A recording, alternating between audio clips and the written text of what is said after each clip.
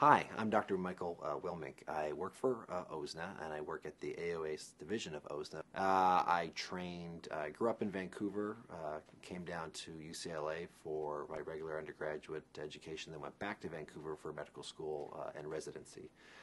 Finished in 2002, and then subsequently moved directly to Arizona. I've been practicing here in the Valley for about 9 years.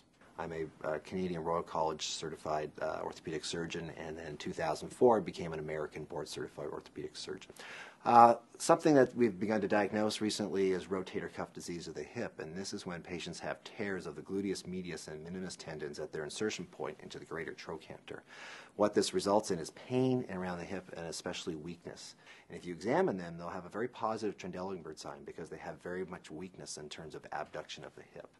The initial treatment for that is usually conservative management with anti-inflammatories, some topical creams, physical therapy, and injections, but there are certain patients who just don't get better with those treatments.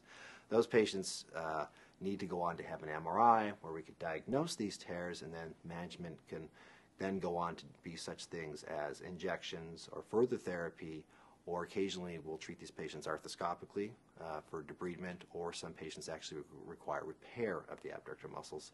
And these patients actually have very good recoveries and are almost have immediate pain relief, but there is a period of 6 to 12 weeks for recovery. Within the past 5 years, orthopedic surgeons have begun to do arthroscopy of the hip. It's a joint that's difficult to get into with the scope, but there are certain pathologies that are very amenable to treatment with the scope. Labral tears, as well as cam impingement or pincer impingement, which basically means that you have a ball in a socket and the bone has grown too much around the socket and the bone is hitting the edge, and that's causing restriction and pain. These patients are typically in their 30s and 40s. They complain of deep pain, deep groin pain.